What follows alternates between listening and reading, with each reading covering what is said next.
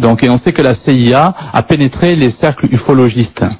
Donc on peut se poser la question, et je réponds à ça dans mon livre, est-ce que la CIA n'a pas noyauté des cercles ufologistes pour faire croire à la population, lorsqu'il y avait un crash comme à Roswell, que ces engins, donc de l'armement secret, venaient davantage d'extraterrestres que de l'Air 51 aux États-Unis? Alors vous dites donc, ces objets volants non identifiés, ils existent dans la mesure où ce sont des armes ultra secrètes, absolument fantastiques.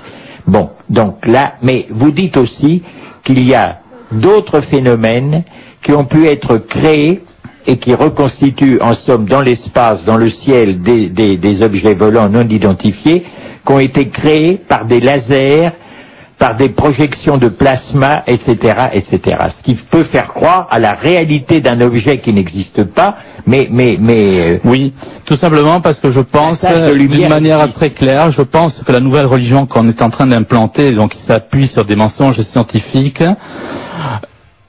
cette nouvelle religion que je traite d'apocalyptique, comme les armes effectivement que sont en train de créer certains scientifiques que l'on peut comparer à des mages ou à des alchimistes de nos temps, et j'explique pourquoi dans le livre.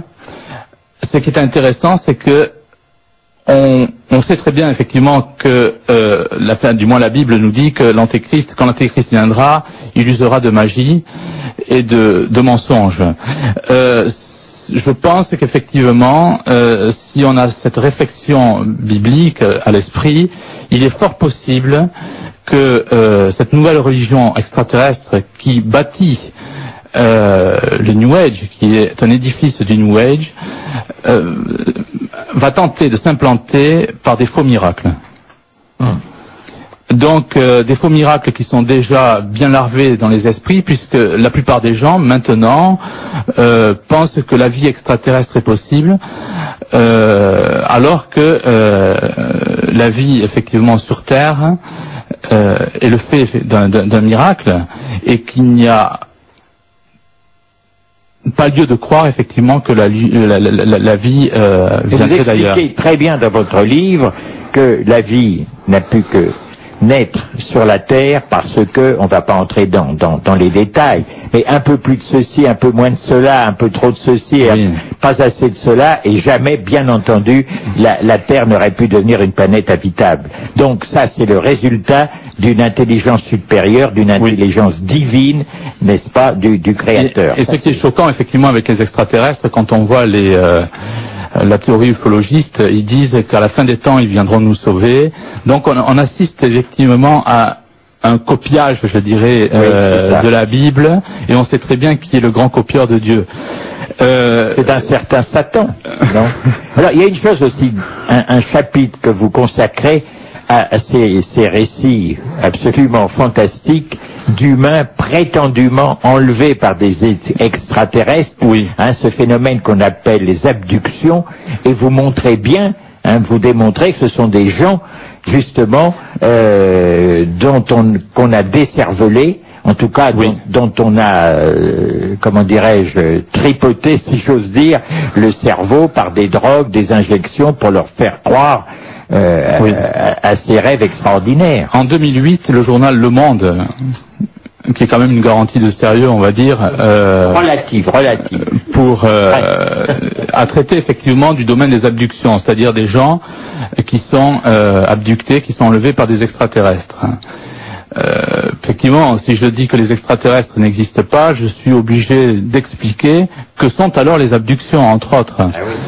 Le journal Le Monde a fait un article, entre autres, sur ce sujet, où des psychologues aux États-Unis ont travaillé sur des personnes qui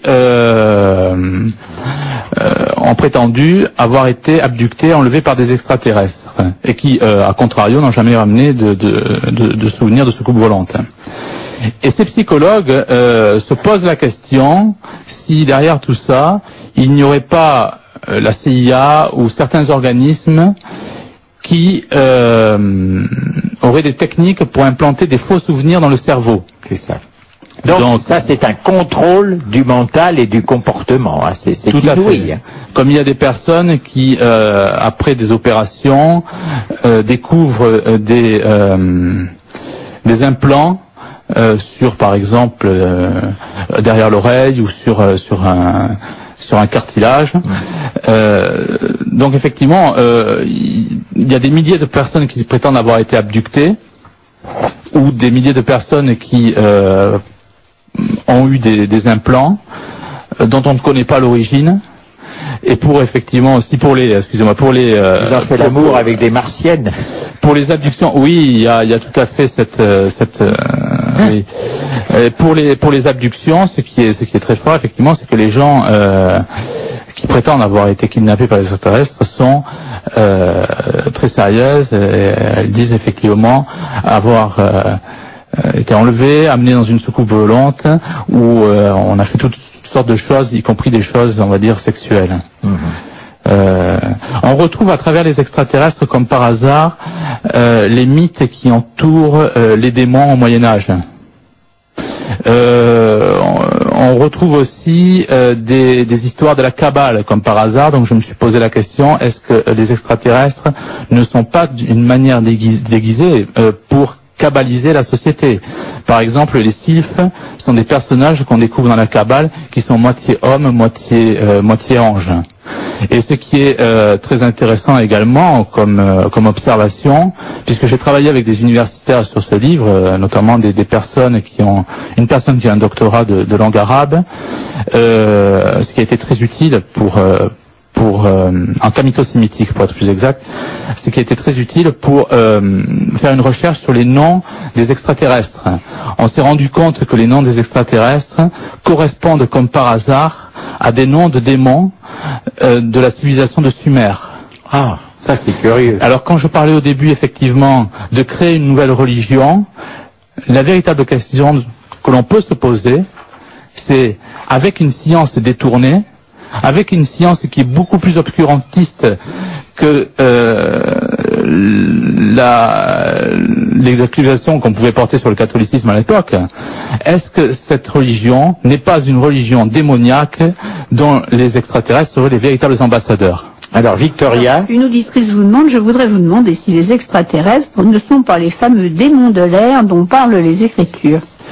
C'est ce que je pense. Voilà. Et je pense qu'il y a certains scientifiques, parce qu'on observe des soucoupes volantes, ou du moins des ovnis, depuis le temps de l'Égypte, mais ce n'était pas effectivement à l'époque de l'Égypte des soucoupes volantes, c'était des boules de feu. Au Moyen-Âge, on voit des caravelles, des grands bateaux. Et comme par hasard, on a l'impression d'assister à ce que j'appelle un jardin de l'Éden bis repetita. C'est-à-dire qu'il semble, chaque fois, ces apparitions précèdent la technologie contemporaine, comme s'il s'agissait d'amener l'homme, de l'attirer vers quelque chose. Et donc, est-ce que ces extraterrestres, plutôt que de venir de l'univers, ne viendraient pas d'une autre dimension, d'une dimension où ces entités connaîtraient effectivement des lois de la nature pour en faire profiter certains hommes qui... certains hommes qui ne seraient pas effectivement des scientifiques, mais plutôt des mages. Oui. Alors, cher Laurent Glosy, malgré tout cela, bon, les objets volants non identifiés, vous les expliquez, je l'ai dit, les armes ultra secrètes issues des premières ailes volantes inventées par les savants nazis pendant et après la Première Guerre, juste après la Première Guerre mondiale, par l'utilisation de lasers pour faire des boules lumineuses, de plasma, etc. Mais quand il y a au sol des traces magnétiques, des traces sphériques, où des gens disent, il y a eu un engin qui s'est posé, et c'est le même phénomène pour les agroglyphes, les crop circles, quand il y a des traces au sol, comment vous expliquez cette énigme? Pour les agroglyphes, il y a des observations. Beaucoup d'agroglyphes sont des faux. Je ne sais pas si on est c'est la majorité. Mais il y en a des vrais. Ce qui est très curieux, c'est que la première observation qui est faite, c'est que lorsqu'on va sur un agroglyphe ou un crop circle, qui peuvent exister sur un champ ou sur de la neige ou sur de la glace, on se rend compte que tout tombe en panne. Les appareils photo, tout est démagnétisé, les caméras tombent en panne, et dès qu'on sort de ce... Ça, c'est l'observation. Ce n'est... La science, je veux dire, s'appuie sur l'observation. Bien sûr. Donc là, c'est ce qu'on observe, effectivement, ce sont ces dysfonctionnements. Parce que j'ai eu un spécialiste à ma précédente émission des agroglyphes, hein, qui convient qu'il y a évidemment beaucoup de mystificateurs, de falsificateurs, d'agroglyphes fabriqués de main d'homme, mais un certain nombre dont on n'arrive pas à percer l'origine. Mais la question... Ça ne peut pas être fait par des mains humaines. Mais la question que l'on doit se poser aussi, s'il y a des faux crop circles, pourquoi sont-ils faits? Est-ce qu'ils sont seulement le fait de petits paysans plaisantins, ou est-ce que derrière ces faux crop circles ou agroglyphes, il y a toute une organisation qui tendrait à vouloir dire que les vrais crop circles seraient des faux? Et donc, si les vrais crop circles ne sont pas effectivement des faux, que sont-ils effectivement? Est-ce qu'ils sont aussi le résultat d'un armement secret, d'un armement qui, ce que j'appelle effectivement un armement apocalyptique, qui pourrait avoir une origine préternaturelle, avec des rayons, c'est-à-dire préternaturelle, où des savants pourraient effectivement avoir connaissance de lois de la nature à partir d'entités interdimensionnelles. Mais alors, avec tout ça, vous faites allusion d'ailleurs dans votre livre en parlant des apparitions de Fatima. Est-ce qu'on ne risque pas de vous dire, mais alors, est-ce que les apparitions de la Vierge à Lourdes, à la Salette, à Fatima, est-ce qu'il n'y a pas eu, si j'ose dire, des prodiges fabriqués par... Ce qu'on observe à Fatima ou à Lourdes, c'est qu'il y a effectivement des guérisons. À Fatima, il y a plus de 50 000 personnes qui voient effectivement le soleil tourner sur lui-même. Avec les extraterrestres, les gens qui disent avoir des relations avec les extraterrestres sont soumis effectivement à des perturbations mentales, à de la déprime, voire et commettent par la suite des tentatives de suicide. C'est-à-dire qu'on n'est pas dans le domaine de miracles, c'est-à-dire que ces faux miracles, ceux des extraterrestres, perturbent davantage l'homme qu'il ne le guérit. Bon, Laurent Glosy, encore un message? Ce que votre invité est en train de dire figure dans le message de la Sainte Vierge à la Salette en 1846. Je finis par le message de la Salette dans mon livre. Il est dans le livre Tout à fait. de Laurent Glosy, dont je rappelle... Si on écrit à la boîte postale 25, quel est l'intitulé pour commander votre livre? Non, on écrit Laurent Glosy, Monsieur Laurent Glosy, c'est l'adresse, GLAUZY, BP 25, 91 151, Étampes CEDEX, 20 € pour le prix du livre, et le port effectivement est gratuit. Alors, Laurent Glosy, extraterrestre, les messagers du New Age, du mystère des crop circles au Mind Control, quand la CIA et l'ufologie préparent un nouvel armement. C'est un livre absolument passionnant. Je vous assure que c'est un livre qui fait rêver. Voilà. Merci, chère Victoria. Merci beaucoup. Merci, Laurent Glosy.